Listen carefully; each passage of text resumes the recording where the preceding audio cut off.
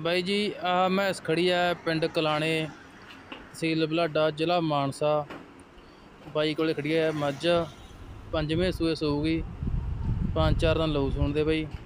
ਸੀਲ ਹੈਗੀ, ਥਣਸਾਰ ਦੀ ਸਾਫ਼ ਹੈ ਮੱਝ ਵੀ, ਜਮਾਂ ਇੱਕ ਨੰਬਰ ਆ ਗਈ। ਅਤੇ 16 ਲੀਟਰ ਦੁੱਧ ਕੱਢਿਆ ਪਿਛਲੀ ਵਾਰੀ ਬਾਈ।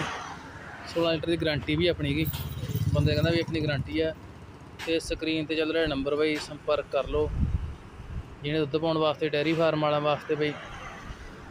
ਅਤੇ ਥਣ ਚੱਡੀ ਸਾਫ਼ ਹੈ ਜਮੈਣ, ਕੋਈ ਲਾਂਭੇ ਵਾਲੀ ਗੱਲ ਨਹੀਂ। 5-4 ਦਿਨ ਲਊ ਸੂਣ 'ਚ, ਸਿੰਘ ਸਾਰ ਦੇ ਜਮਾ ਓਕੇ ਹੈ ਵੈਸੇ। ਜੇ ਕੋਈ ਚਾਹਵਾਨ ਹੈ ਤਾਂ ਬਾਈ ਨਾਲ ਸੰਪਰਕ ਕਰ ਲੈ, ਠੀਕ ਹੈ। ਨੰਬਰ ਚੱਲ ਰਿਹਾ ਸਕਰੀਨ ਦੇ ਉੱਪਰ। ਅਤੇ ਹੋਰ ਵੀਡੀਓ ਪਾਉਣ ਲਈ ਆਪਣੇ ਥੱਲੇ ਨੰਬਰ ਦਿੱਤਾ ਹੋਇਆ, ਇਹ 'ਤੇ ਸੰਪਰਕ ਕਰਕੇ, ਠੀਕ ਹੈ। ਆਪਾਂ ਨੂੰ ਦੱਸ ਸਕਦਾ ਆਪਾਂ ਫਰੀ ਵੀਡੀਓ ਪਾਉਂਦੇ ਹਾਂ, ਕੋਈ ਪੈਸਾ ਨਹੀਂ, ਕੋਈ ਚਾਰਜ ਨਹੀਂ। ਅਤੇ ਕੋਈ ਆਪਣਾ ਕੋਲ ਡੁਪਲੀਕੇਟ ਕੰਮ ਨਹੀਂ ਗਾ ਨਾ, ਓਰੀਜਨਲ ਆ। ਧੰਨਵਾਦ ਦੋਸਤੋ।